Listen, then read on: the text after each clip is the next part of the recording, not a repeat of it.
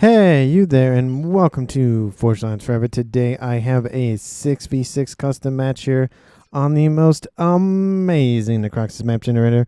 So let's go ahead and introduce our teams and our players, starting off with Team 1 here on the southwestern portion of the map, ending with Team 2 here on the northeastern portion of the map. A little bit of flip-flop of I am normally accustomed to, so apologies if I do say one team is the other. We'll start off here with Team 1 in the Rigard Airline here for Team 1. It is Kaiser Wilhelm, the first of his name, going first land in Light Oak 10 as a UEF. To his east, another UEF player is Wacko Contact, going first land in Imperial Gray. To his northeast in orange, the color orange, we have MSG, going first land as a Cybran, and of course in that very beautiful orange is the color orange. To the west here in ruby red, it is General Hat Helm. That is a very interesting name. He must have hat hair. He's wearing a hat helm. He's going first land as a Cybran. To his north in rust orange, I haven't figured out the exact naming convention for this color, but again, I feel like rust is definitely where I'm going to sit with it for now. It is Armin der Ritter. I think that is not Russian, German. Going first land as an Aeon. To his northwest is the last player here on Team 1. It is Tim Bobbleman, going first land as a Seraphim in Amethyst Purple. So for Team 1 side of things, for racial makeups, we have two UEF, 2 Cybran, 1 Aeon, and 1 Seraphim. All the races are represented here for Team 1. Let's go ahead and introduce Team 2, starting off with one of the front players of Mythologist, going first, second, third land in Royal Blue as an Aeon, as a UEF. To his north in Emerald Green, we have Xboct, XBOCT. Sounds like Xbox, but the CT confused me, so I'm thinking call him Expo for short. Going first land as a Cybran. We have already on the move the player of Pepe's, going first land, second air in glow in the dark green. Haven't seen that color for a minute, and he is again Cybran, going glow in the dark green. And to his west, we have the comm of a Boxer Row, going first land, second air as another Cybran in Pac-Man yellow. Apologies to those that struggle with certain degrees of color blindness. These two colors are very similar, and the background does not really help with that, as well with the red, so apologies for that. To the north of Strider, I think it's a Strider, going first, second land, third land as well, and he is playing as an Aeon, fourth and fifth land as well. And again, he is in Batman Gray. And last but not least, there for Team 2 in the northeast corner of the map, we have the comm of Babel, who is not in his main base and is already on the move in the base here for the player of Pepe's. And he is going first land, second air as a Cybran in Chevy Crimson. Let's take a look here at ecos here really quick. In terms of the reclaim, we have 7,000 essentially. Not a whole lot of mass for 12 players, so a lot more focused on getting up mass extractors and potentially some mass FAF farms. And of course the RAS comes later on in the game. In the middles of the map here, we have an upper plateau area that is not completely sealed off. There are multiple entry points to that upper part of the map, so teams don't have to build any transport to get up there. We're already seeing comms kind of merge in this, northwest and southeast section of this upper plateau, and that's probably where a lot of the fighting is going to happen, especially since we have 6 comms, and they're pretty much going to be split down the middle, where 3 is going to the north and 3 is going to the south. Again, we have the comm of MSG very far forward here by himself, going after Mythologist, actually going after this rock first. That's worth some 75 mass, and then going to go after Mythologist. We're seeing bases established here for everyone on the front lines. We have different approaches here. The comm of Strider focusing on producing more units versus moving his comm up. We have the reverse where Tim is pushing forward just with his comm alone. Again, in the first 5 minutes, there's really no worries for any sort of bomber rushes, because you can build a couple bombers and then That's really about it. You don't have a lot of damage coming off of the air to really make it a huge issue for those comms early on. But of course, you don't want to be caught unawares very early on, of course, because that puts you in a bad position, and you could die from that anyway. So again, it's just you have to be very cognizant of the map. We are seeing the comm of Boxer be pushed off of this plateau section by General Hathelm and Ormer der Ritter. I think I'll call him Ritter for short. And they're going to start establishing a base here. Wouldn't be surprised to see a quad or even a tri-land facility. But T2 establishing here for Ritter. They're going to probably build some of those Cerberus turrets, or sorry, PD. I keep calling them turrets sometimes. Those Cerberus PD just to defend against Boxer. It is Cybran v Cybran. So T1 units will not be very effective at taking out those T2 PD. But once they hit rhinos, once they hit those hoplites, it's really kind of game over for those Cerberus. And again, base wars for the Cybran faction are very boring. So apologies for that early on. Gun upgrade down here from Mythologist. I want to say Mixologist. I don't know why I just want to say Mixologist, but it's Mythologist. And to the west, we have another gun upgrade, this time for the Cybran player of MSG. We are having assistance here from Wackle down here in the south. And again, it's another one of these like 2v1 scenarios possibly. But we do have the comm of XBO pushing very far forward. Is actually on Team 1's side of the map. There is a ping on MSG. I think that's for an attack order.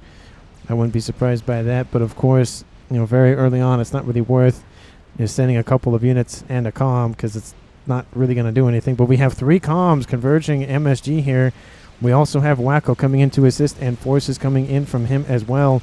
This is going to be a pincer maneuver and try to surround the comm. This upgrade is at 60%. MSG will cancel. He is surrounded. Mythologist is coming his way. It would have been better had he gone this way. But it's not going to be 3 comms firing on that one commander. That chassis is going to hurt a lot. We have Pepe's actually retreating in this instance, which is kind of weird because there's a lot of firepower from these 3 comms. But now it's going to be down to 2. And MSG is down into the yellow, sub 50% of his hit points. Mythologist being body blocked by all of these T1 strikers. Of course, we have the comm here to the west of Expo on that hill. He's not pushing as far faster forward as he can. MSG got down into the red, sub 2,500 hit points. That was almost an early ejection at 7 minutes, but luckily the comm of Pepe's did not do a lot of aggressive pushing here. We also have the comm of Kaiser Wilhelm I. He's starting to be pushed out of this eastern side of the map. Team 2 exerting a lot of pressure on this eastern southeastern side, while Team 1 is focusing on the northwestern side. And again, it's starting to be that cool yin-yang where one side of the map usually falls to one team, one side of the map usually falls to the other team. But just in this little section alone, we have 7 comms, so over half of the players are just right here. 3 of them from Team 1 and 4 of them from Team 2. This is a very risky play here. If one or the other teams gets a lot of T2, Volthus or, gunships, Janus, whatever the case may be, that could easily be at least 1 kill, if not 2. But sending units into a dual comm scenario, not really the best idea. All you're going to do is give veterancy to both of them, and that is the least thing that you want to do. You don't want comms having more survivability. MSG trying to get back in the thick of it, has revved up some hit points back to 3,500. Kaiser is down to 5,000, sub 50% of his hit points. And now it does look like Wackle is trying to just assist with those retreating orders. Mythologist keep pushing forward, but again, maybe wants to get MSG down. He is actually sub 1,300 hit points here. A couple more shots will do him in. But I think he will escape that. Couple more shots. It's going to be close. Sub 500. He got to 500 hit points and survived. Very risky play from MSG, a 1,600 rated player in this game. Very risky. Didn't really pay it off, but at least it helped just assist with defense and holding off this incoming threat. There's a lot of build up here by Team 1, just waiting for Team 2 to push forward with a couple of comms. And they are starting to, but they're being kind of cautious about it. They don't want to, of course, push too far. Gun and speed, very smart move by XBO. Wants to get that damage up very quickly. And again, the worry here is for Team 2's players is that if they push too far forward, it could mean death for one or more of them. and a loss of a lot of map control and, of course, just influence here on the southeastern side of the map. They have this corner to themselves now. We have a T2 T2 Tort Bomber here for the player of Pepe's, just building it just to see if MSG would stay there. He did leave. There is a Corsair over the top. Looks like maybe looking for that comm. Their pings go down for MSG. It does look like that's where that Corsair is going. MSG takes a hit, drops below 700 hit points. He needs some AA in the area. Here comes some interceptors. Can they get there in time? He turns to the west. Interceptors fly over the top. Boy, they do enough damage. They completely missed that. Oh, it's going to be close. Oh, he got some more hit points back there. But still really struggling. That Corsair is still alive. Those units were control K'd, just so that gives them enough breathing room here. A couple of engineers are pinged to build some AA. Those interceptors... Oh, they're from Team 2. Never mind, not from Team 1. Never mind. Apologies for missing that. MSG trying to dodge the best he can. He's doing a decent amount of job. He is sub 1,000 hit points, but now some AA being built, and a third Corsair coming in, sub 500. There's a lot of pressure here by Team 2 to kill this comm. And MSG, 200 hit points remaining. A lot of AAs being built. One more bomb will do it. Oh, there it goes. And it is the first bow out of the game. It is MSG killed by Pepe's. It is now a 6v5 in favor of Team 2. And we have a push here to the north by Team 1, trying to get revenge for their fallen comrade. Hathelm and Tim are pushing eastward, while we have Ritter pushing on this upper plateau, building a lot of artillery and PD, and just making it very difficult for Team 2 to really push this section of the map.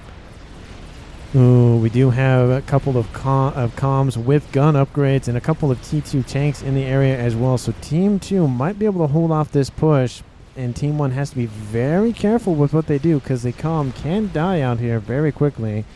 I would like to see, I was going to say, at least a shield to protect some of this infrastructure, and it does look like Ritter is doing that as we speak, so good on him for doing so.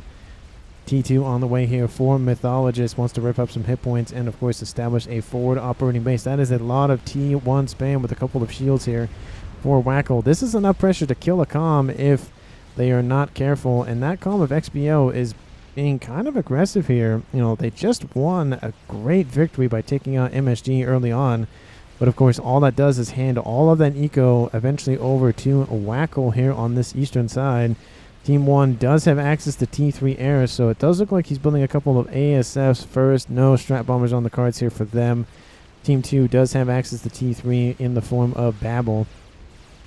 And that push to the north is still happening. Hathelm and Tim are trying to hold, or not trying to hold, but punch through this position here against Team 2's Boxer and Strider. There is some shields here protecting the comm, or at least trying to protect the comm, but they are starting to not really be effective if you don't actually protect the comm with them. There you go, you got to move them in.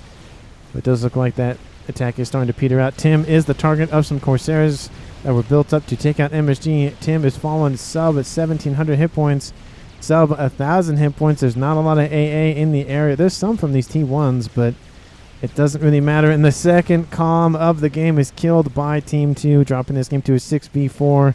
And it just at the same time, we were mentioning that XBO was being kind of aggressive here. It does look like Wackel took him out with a decent amount of hit points remaining.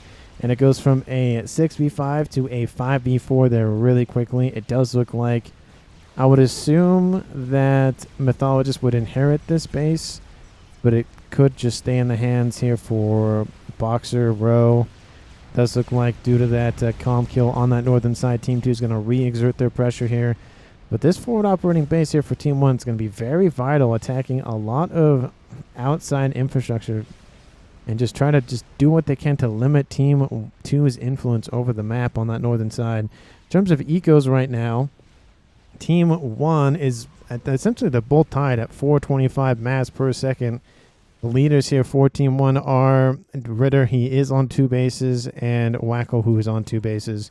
Versus Boxer, who is also on 2 bases. So essentially everybody over 100 mass per second has 2 bases, and the closest person to 100 mass per second by themselves is Kaiser Wilhelm, the first of his name, with his, of course, air facility being pumped out as we speak. Again, a lot of pressure here by Team 2 to secure this northwestern corner. If you essentially, it's kind of like in chess where if you take the middle and you hold the middle, you essentially control the game. If you take the corners of the map, essentially you can just start slowly reducing the other team's influence because you're hemming them into a tighter and tighter, essentially square. And this map is kind of small. I can't zoom out to see the full border of these black line edges, whatever the heck these are called. Or the gray edges. So it's probably about a 13, maybe even a 12. It's a pretty small map. It doesn't look like it, but it really is. Let's go ahead and see. It does look like transfer of control to Mythologist was given over from Boxer. Better use that micro. The Calm of Pepe's is still on that front line. Has to be kind of cognizant of that. Has a shield nearby. Isn't using it for his Calm. But there is looking like Strider, not really in the best scenario, has pushed very far forward with the assistance of Boxer Row. But there is a decent amount of infrastructure here for Team 1 to kind of just hold them off for now. There's a lot of T2 units in the mix here for both of these comms. So maybe they'll be able to do a lot of work. Of course, the Obsidian T2.5 tanks, very, very effective. And the Hoplites, the other unit that Cybrans like to build. Usually it's either the Rhino or the Hoplite for T2 tanks. I don't. There's advantages for both. I feel like, again, Hoplites are more designed for taking out structures, and Rhinos are more taking out units. We are seeing some Ilshis come here from the comm of Ritter. Trying to pump them out as fast as he can. Some PD being... that's actually AA. That's not PD. That's an interesting choice. There are a squadron of T1 bombers on approach here for Strider. Does look like the comm of Hathelm coming in to assist. I think the comm of Ritter, he is retreating. Does not want to be taken out like his other two teammates were earlier on. We've had 3 deaths, sub 20 minutes so far. We still have 4 more minutes to see if anybody else dies. I feel like Strider's kind of in risk, but there's not a lot of units on the ground to really worry about that. Looks like it is a mass assassination attempt here from Team 2. Wants to reduce the eco and kind of halt their progress on fighting back in this war of the two teams.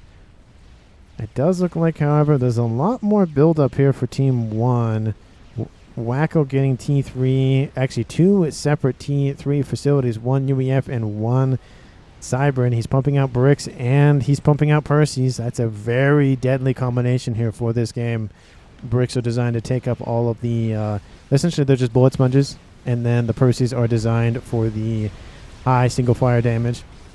A group of Corsairs do come after Hathelm. It would be the 3rd comm killed on Team 1 by Corsairs. And it does look like Kaiser Wilhelm I of his name is going to not allow that. Corsair, trying to puncture these shields. Not really going to get anywhere, unfortunately, here for him. ASF fight over the middle of this forward operating base. And it can go... I feel like it is in Babble's hand. The turns are kind of tight for both. Not really good fighting. Oh, yeah, I think Team 2's player, Babble, does have that air victory. A couple of ASFs are trying to make it out of there. But again, still pushing by Team 2's player, Strider. He is pushing as far as he can. He goes, holds no bar. If he dies, it'll be death due to the fact that he pushed too hard. We are having Hathelm try to come in and cut off enemy reinforcements, but there are a decent amount of loyalists here. Boxer Row has to be pretty cautious about how far he pushes, because if his teammate on the front line dies, all of that pressure is going to go onto him. And now we have some bricks intercepting the comm of Strider. The Ilshis could come in and easily take care of this comm. Overcharge goes into the chassis of those bricks. And it does look like they're not really being microed as well, but there's a group of 4 more of them coming northwardly. That comm of Strider is, 5-star commander, has the gun upgrade, doesn't have the range, the full range upgrade, has one of the 2. But it looks like the focus fire on that comm is the target for those bricks. And who will get the kill here for Team 1? And it is going to be General Hathelm with his bricks. And that will be an even game now at 4v4, probably... Boxer Row will inherit that base here. Yep, there it is. And he'll probably just keep that because he is microing that land army. But the advantage of having T3 bricks on the field is they have a lot of hit points and they fire very quickly. and they can do a lot of damage to T1 and T2 units and to comms, as we just seen a couple seconds ago, especially with General Hathelm coming to assist with his nano comm of 102 hit points a second. 4-starred commander.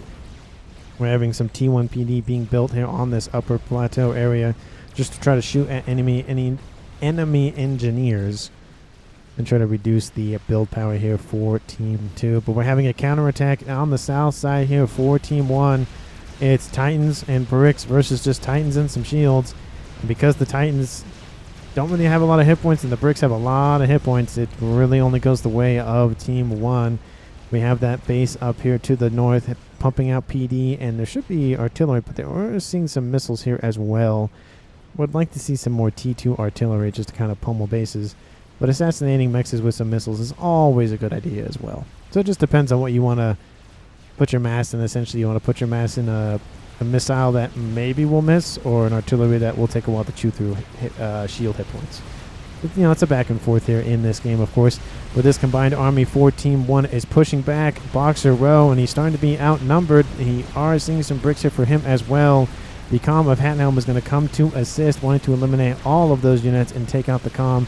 The comm is moving into this northern lake here. That's probably his best bet.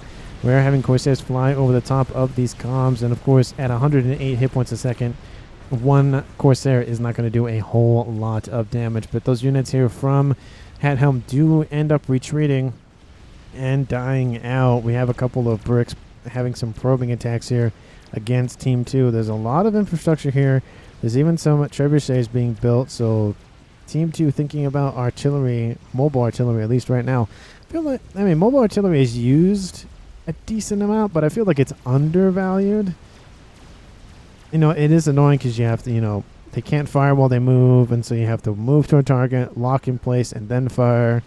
And so, it takes a minute to set up, but if you can hold them up in a, nicely tight formation, positioning with some shields, they can do a lot of damage, especially if the other opponent is not paying attention.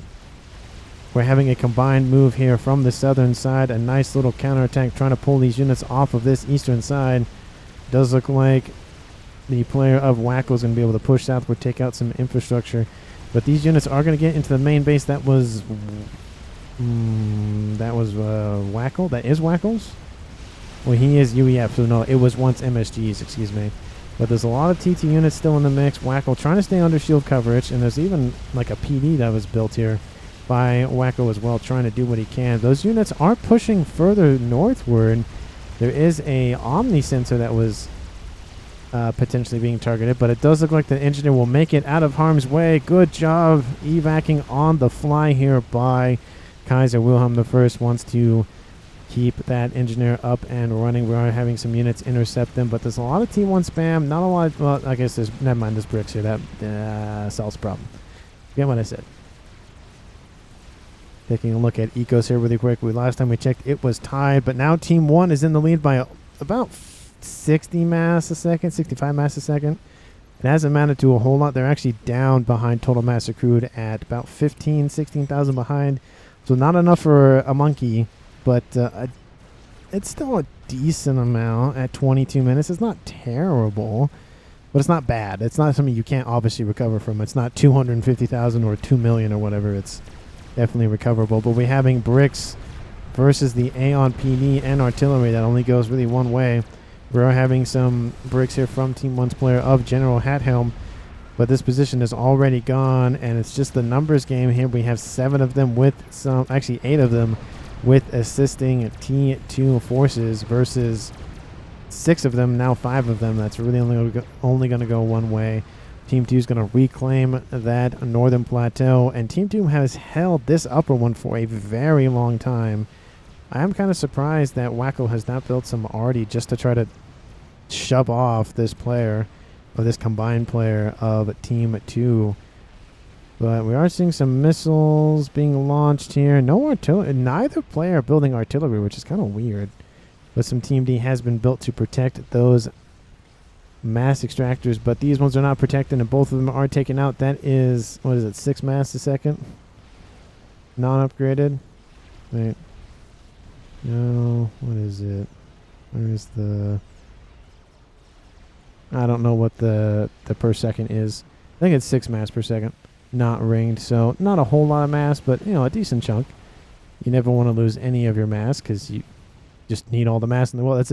We watched that Phantom game yesterday, but it doesn't matter. You cannot have enough mass. You need more mass. It's like you have shielding. It's like you need more shielding. It doesn't matter how much you have. You just need more shielding. It's like the rule for life. Need more mass, need more shielding. You never have enough of both. Monkey Lord has been completed by Team 1. The first of the game, if I'm not mistaken, at 24 minutes. The second one was just finished. It is now a counter Monkey Lord, so both of the Cybran players getting their hands on experimental technology. Unfortunately here for Team 1, however, they don't have a lot of land units in the field to really fight this land army. They have the monkey, of course, but they really don't have anything else. It's just the monkey. So it's going to be kind of hard pressed to take these forces out, especially with that Monkey Lord links up with these forces in the middle. But I think these combined forces from Team 1 are trying to at least get there to stave off this linking up of a Monkey Lord with T3 land forces. So maybe we'll see that here pretty soon, but we'll just have to wait and see. Nano upgrade going down here for Boxer Row in the ocean. Wants to protect his comm. We are seeing a couple of T3 gunships, these whalers, with assisting Corsairs and other interceptors. So we'll have to see where this force is going. Maybe they're going, I don't know what they're going for, but looks like there's a build up here on the south side, a couple of cormorants that really aren't useful on a particular land map. But that monkey has come in range. The bricks and other units are retreating. The monkey will meet the monkey. And it does look like the monkey here for Team 2 will win just due to the massive amount of support here versus Team 1's. This is essentially just a mass donation by Team 1. Even some PD getting on that action. Well, we have a Colossus here. Didn't even notice that. Apologies for missing that. That will kill the Monkey Lord outright. So even though it was a 1v1 trade, will that Monkey Lord get out of range? It's spinning around. It knows it can't get out of range. Might as well just fire on the chassis of that experimental. There goes the monkey with a decent amount of Harbingers to come and assist. Bricks are now the main target since they're the only target. And we even have that trebuchet getting grabbed. That's gotta hurt, and then dropped to the ground and destroyed. So Team 1 will reclaim this northern plateau position. I don't know if they'll build another base, but at least deny it against their opponent. But now it's Team 1 that has the mass donation gift, with the monkeys almost dying side by side. And you could even employ these Harbingers to scoop up that mass with their I don't know if it's T3, but at least they have an engineering suite on those bots. There's no AA here. Very big mistake. That Colossus is going to keep pushing forward below half its HP. I don't know if it's going to get a whole lot of work done. I mean, there's some forces here. We do see the sharing of technology here, or at least maybe an arrow is inherited. But they are building a Colossus as we speak. It's in the green and it's building fairly quickly. It will finish before that Colossus does reach that main base. And you can see these forces deploying just to kind of just give the illusion that this is all they got. But they're just waiting to give enough time for this Colossus to come in and deal with it. And that Colossus is now finished by Team 2. No more experimentals as of right now. No real big plays. The group of Air Force we've seen over here to the south kind of just hanging out waiting. It does look like it's kind of starting to be an even game between the two air players here for both teams. We have 45 here for Team 2, and for Kaiser we have 65. So he's in the lead by a little bit, but it's not that much of a difference. That Colossus was taken out by the other one. We knew it was going to happen, and now a second one is under construction. They're going to harvest the mass from the first one, or at least from Team 1's, and put it into this one, I would imagine. No AA. There's T2 flag bearer by Team 2, not by Team 1, but kind of a missed opportunity. Now we see it. We see the Harbingers using their reclaim ability or their engineering suite to scoop up all of that mass, at least deny it against their opponent. Very smart move. Probably should put the Loyalists in front to protect them. We're kind of a no man's land here on the northern side of the map. A couple of, radar installations, T1, T2, Mechs, but there's nothing over here. It's kind of down here in the south as well, but there's still more. We do see one experimental here for Team 2's player of Mythologist. It is a Monkey Lord versus two Monkey Lords here for Wackle. I don't know if neither of them know that they're inbound. Well, they know units are coming, but they don't know what they are. This team 2, no, they know they're not spotted. They're going to be a little bit cautious of it. We see a Monkey Lord push to the north. It looks like these 2 Monkey Lords will intercept, and then this one will come in from behind, would be my guess. The forces from Mythologists, if they want to move in for that pincer maneuver, should probably move in now. It doesn't look like that Monkey Lord from Team 2 is going to push heavily. I don't see any potential nukes or any kind of early game enders or anything of the sort. No, I see, crab possibly on the way. I don't really see anything else. So a third Monkey Lord with a crab on the way. That's going up pretty quick too. Experimentals being churned out by both teams. They're very powerful. Team 1 still in the lead for mass per second at 1.3k versus Team 2 at 1.2k. ASS will engage over the top of not Pepe's, but Boxer Row's main forces.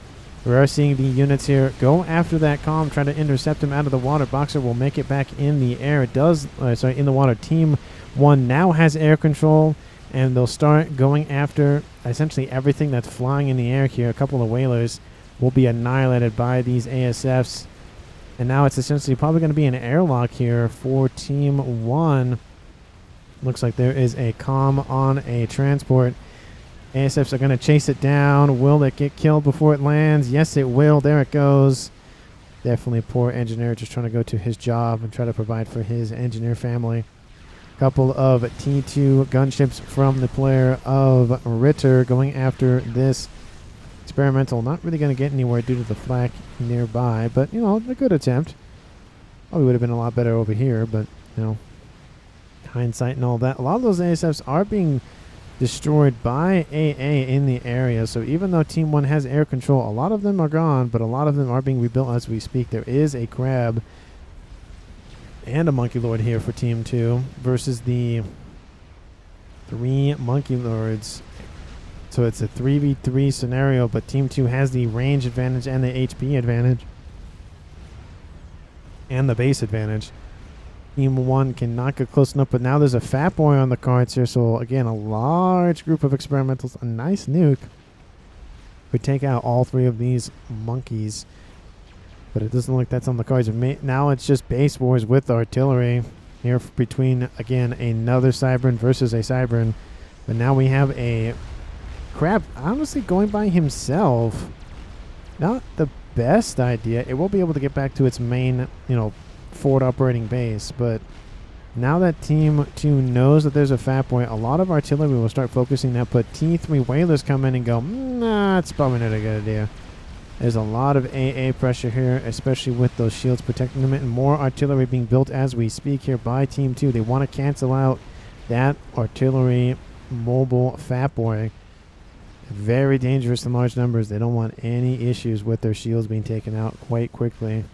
Teams are fighting over that plateau. 2 Colossi here are just chasing down some harbs and some bricks, and they're being caught. They cannot escape fast enough. A group of whalers are on their way to deal with them. There's not any AA in the area. I think there's some back here. There's some back here, but not a lot. A couple of redeemers.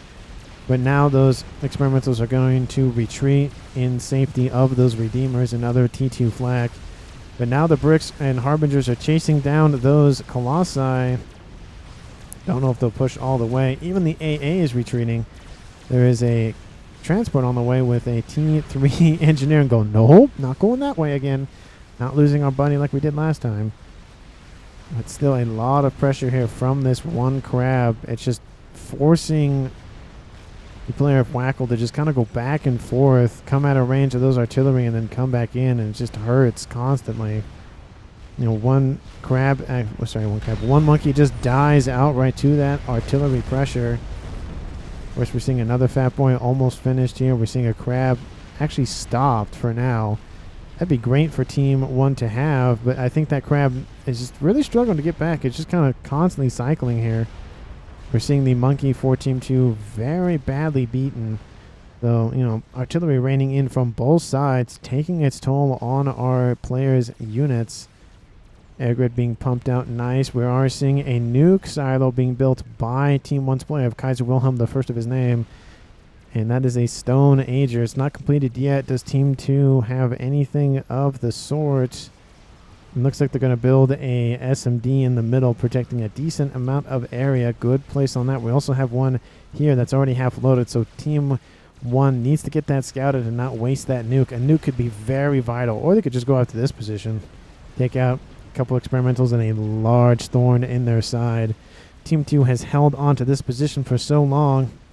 They don't want to lose it now. Artillery raining in all the time. They'll just puncture those shields. Cybran shields, not the best. Seraphim are the best.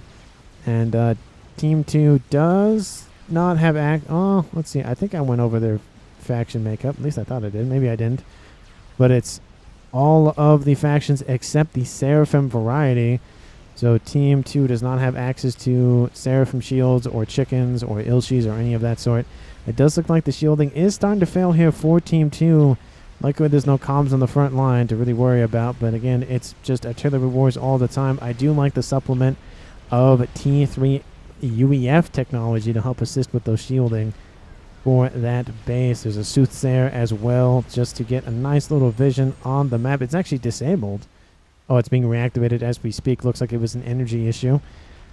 So now that vision will be able to be seen quite a large distance away. Those things are very powerful just for, like, I know a lot of spot on the map. But again, the downside is, you know, if there's a Soothsayer, you kind of know the general range usually. And if it's destroyed, there it goes.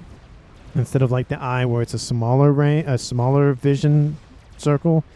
But, you know, you can put it anywhere. And you can put the eye essentially anywhere, so that's the advantage. One of the Colossi were defeated, but there's a crab to supplement it, and with the advanced range on that thing, these two Colossi here for Team 1 are going to really struggle, especially with all of these forces behind them.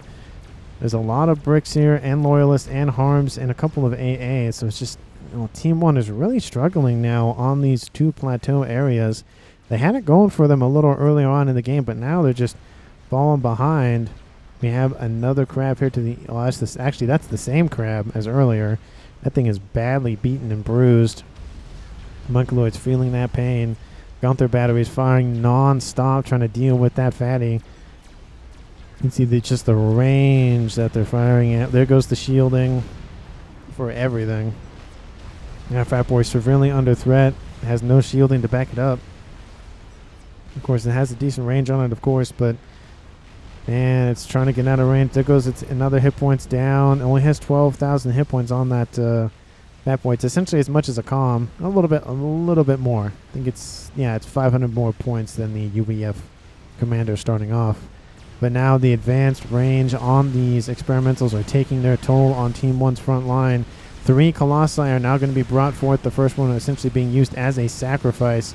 The crab cannot walk as fast as it normally can when it's walking backwards, so that is what Team 1 is going to focus on, is the crab. But the crab is going to start being out of range if these Colossi don't keep moving. Harbingers are going to come in and assist, but one of them is taken by that vacuum arm and being crushed to death. It's a 2v1 scenario here for Team 1 and 2.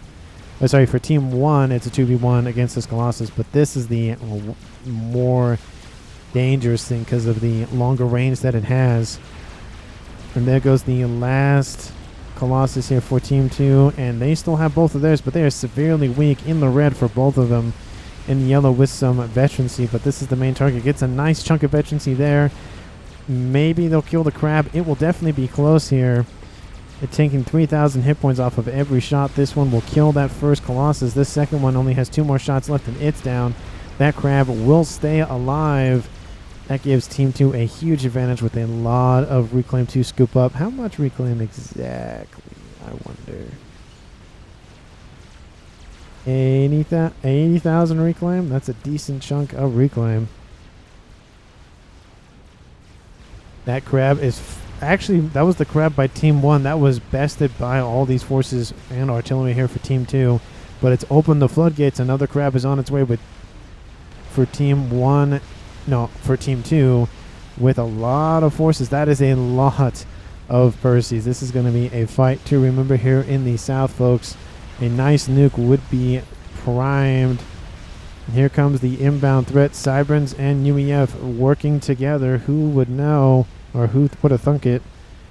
You see the imposing spider legs of the Cybrans, and now those monkeys are coming into range of everything. There they go, focusing the crab. The first monkey is down. The second monkey will fall here pretty quickly. The fat boy should not be pushing forward, should be retreating constantly. That crab is still online. All of the emphasis is going onto this one crab, but there's a second one down here with a huge force.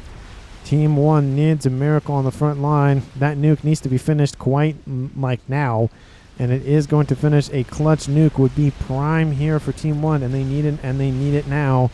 Don't go after the base, go after the land force. This is a huge threat for Team 1 to deal with. A lot of eco that, they're trying to get. Titans maybe will kill the crab. Yes, they will, but again, where is it going? Where's the nuke going? Oh, it's not going for the land force. It's going for this. Oh, no. It's not. That's not that. This is the threat. The threat's right here. It's on your doorstep.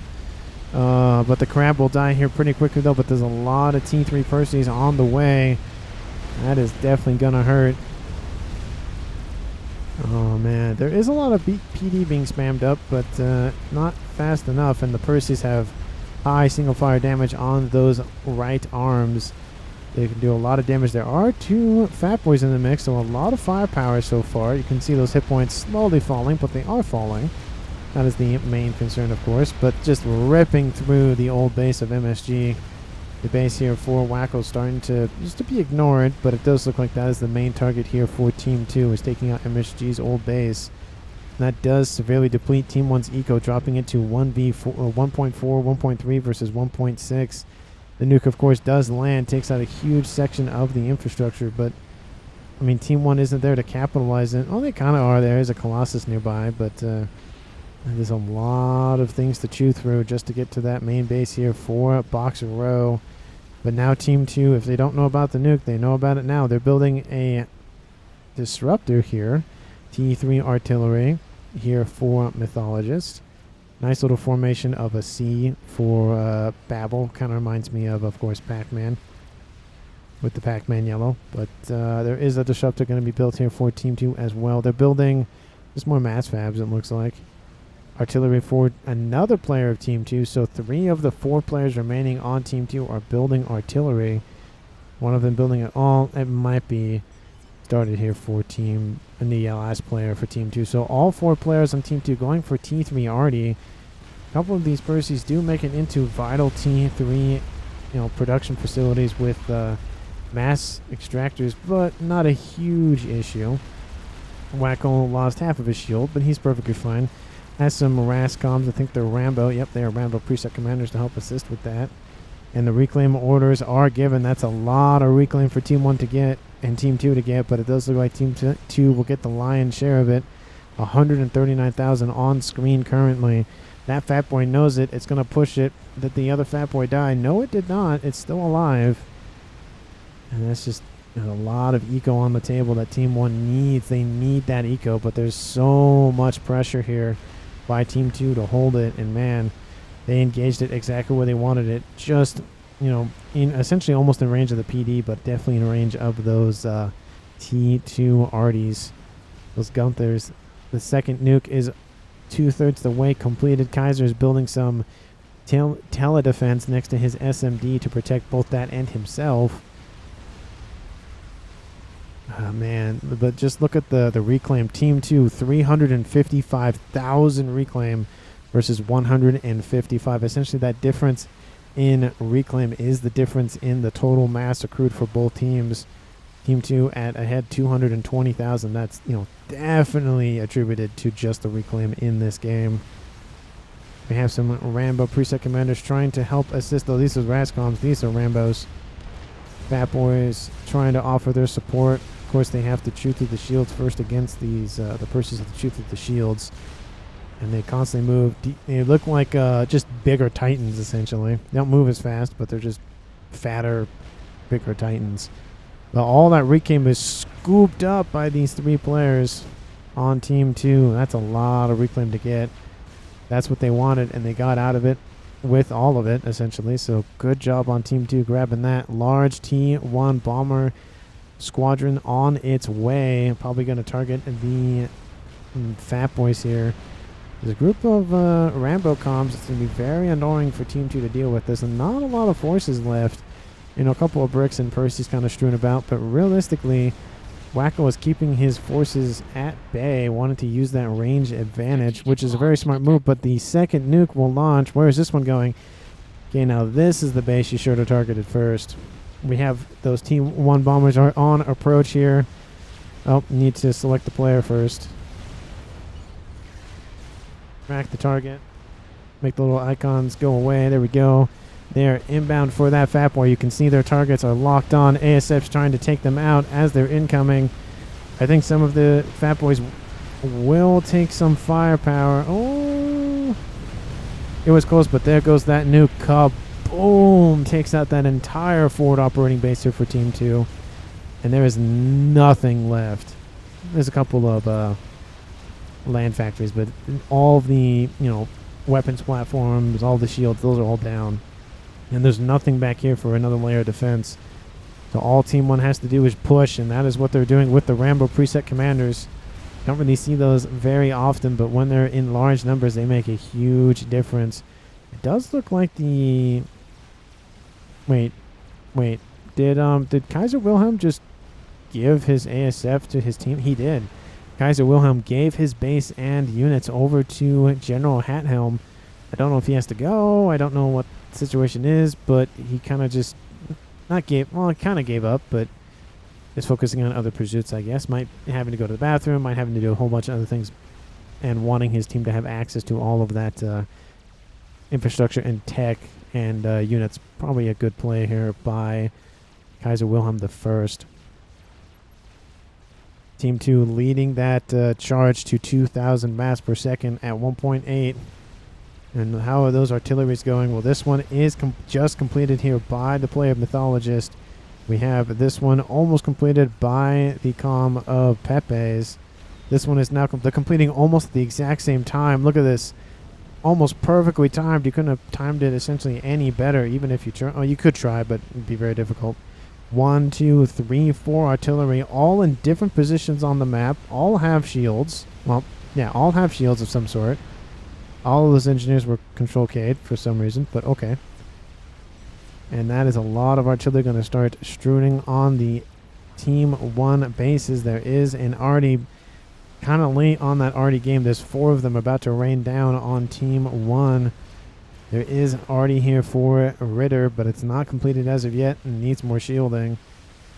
But Team 2, they're all spread out. You can see 1, 2, 3, 4 of them. All of them are completed. Okay, don't build. This gets no adjacency bonus from what I understand. It's no point in doing that. It's just saying, oh, if the pigeons explode, that dies. Is essentially what that's saying. But Rambo preset commanders facing off against a bunch of bricks and Percys, and they're holding their own. Of course, 26,000 hit points plus another 16,000. There's even some Titans to supplement the fact that they are just beefier Titans. And this force will be taken out. Of course, it only resides one way with those Fat Boys in tow. There is a Fat Boy coming to assist the front lines. But again, it's going to be a 2v1 with the Rambos. That's, again, really only going to go one way. But you can start to see the artillery raining on Team 1's positioning. Looks like they're targeting the air grid first. And that air grid is essentially wiped out. Going to protect the nuke as best they can. 118,000 mass killed by Team 1's nuke launcher. And again, let's see if it's at 2K. Nope, not yet, but it's going to be close here pretty soon. We have a decent army here for Team 1, but it's going to be bombarded by multiple sides here. Essentially, the engineers are acting as decoys while the main force is just ripping through those T3 and T2 units here. It's a slaughter here on that northwestern side. And of course, Arty raining in all the time. Does look like an Arty does finish for Ritter. Ritter does take some damage from some artillery. Needs to move his commander. Don't put it there. That's a dangerous spot to sit right between some pigeons. Not the best place to sit. And the comm of Hathelm starting to build a a Scathus. That's I don't know about that play. It's a little late to start it, especially with 4 already raining down on you. You need to at least take 2 of them out. That Novax was built very quickly. Now a second artillery being built. Second artillery being built. Another nuke is being launched. Where is it going? I don't know. Oh, where's it going? It's trying to assassinate the comm of Boxer Row, but that is not going to be close enough, unfortunately. Boxer has the telemaser comm ready to go. Very interested to see what he does with it. He controls a lot of Team 2's infrastructure, about, I'd say, well, at least a good third of it at a minimum. If not 50%, but pretty close to 50%. ASFs looks like they're starting to gear up for an attack. There are a lot of pressure here against this crab. They'll just be a murder-suicide. That nuke does land. Not in range of Boxer Row, unfortunately here. It essentially is a wasted nuke. I get the understanding, but it's just... when you hear strategic launch detected, you're going to assume somebody's going to move their comm. The artillery is taken out for Ritter. Ritter is retreating as best he can. He took a shot, takes another shot, 2 shots to the comm's chassis. That has got to hurt. Hat Helm needs to get that shielding up and running, or he's going to fall suit to that just overwhelming artillery pressure. Of course, we have still the 1. The 2 is about to finish. 3, and then, of course, the 4 is down here with a crab being built for defense or whatever's going on. But the Rambo comms are doing some work here on that eastern side. Team 1 has lost one of their Fat Boys, but they still have another one. And it's pummeling the enemy Fat Boy. The Fat Boy not building units right now, but, you know, it's still there. It's still cooking. There's an interceptor that has landed on... is that a refueling station? I mean, maybe that's what... oh, there goes the interceptor. I think there's a refueling station on top of that Fat Boy. At least that's what it looked like, because it was landed and it was moving with the Fat Boy, so that's interesting. Anyway. Forces are trying to puncture the main line here against Team 2, but they just have the arty. Even if they take out this base here, there's nothing vital here in terms of what is actually shooting at them now. The base here for Ritter is completely taken out. The air grid is completely taken out here for Team 1. We have Kaiser just sitting next to some PD and some SMDs, not really going to help with anything. We have Wackel, you know, is giving up on his artillery project. Rascoms are trying to puncture that main base, and they are going to get a P-Gen kill. The shields will start to drop, but there's a lot of firepower coming off of this crab and the additional forces coming in. It does look like the arty will go down, but they're not going to get as far deep. The comm mythologist will go down. Well, not will go down, will go north to evade this incoming threat, but there's still 4 artillery online with that new one that has just been built by Babel. You kill one, but the enemy gets another one. Grab is being overwhelmed, denied by Percy's and Rambo preset commanders. Just the damage output on the Rambo presets are just very powerful, and it's especially because they have so many hit points. There's only 1 left standing, isn't moving. The T3 units will take them out. I heard an explosion somewhere. Oh, it's probably just the Rambo comms. But that crab is still online, though. Oh, it's going to die. It's not going to die, excuse me. That definitely sucks here for Team 1. Now the artillery is raining in on this position. That's not going to last very long. Take out the P-Gens first. Don't worry about that. Ooh, that's going to hurt. Wackel takes that to the face. The shield is not fully regened at the current time. 1 or maybe 2 more good artillery shots will take out this position. The laser does retask on the P-Gen. The shield is down. Wackel, ooh, I don't think he has, you know, energy reserves, does he? No, he's struggling on energy, and he loses his shield on his commander at the worst time. There's nothing standing here. That nuke is still online. It doesn't have one loaded because it just launched its nuke a couple minutes. It took out... yeah, I tried to take out Boxer Row. Small army to the north, but it's just Team 2 is holding strong. That comm of Wackel does get taken out by Pepe's just due to that laser pressure from the Novax. Drops this game now to a 4v3. And again, as you can see, just based on the map alone, it's really only going one way. And it has been for at least, I'd say maybe 10 minutes, at least 5 minutes minimum. You know, they're trying to do what they can to hold it off, but here comes the artillery focusing on that SMD and the comm. Comm did finish his rows and columns of PD, but it's not going to last very long. But Team 1 is not going to give up. They're going to try to last as long as they can. But here come the ASF pressure. They have air dominance. And here come the gunships to just nail in the coffin here. We have the comm of General Hathelm trying to just evade artillery fire constantly. Ritter does control K. He sees the writing on the wall. It's now a 4v2. Hathelm control Ks. He sees the writing on the wall. It's just going to be Kaiser Wilhelm left standing. And it is targeting him directly. He's down to, in the yellow. I think maybe he had to go or something. I don't know what exactly happened with him. But here it comes. We'll just watch the lasers and artillery just miss constantly, essentially. It's him versus the world. Here come those whalers to come wail on him. You can see the explosions of those comms in the distance.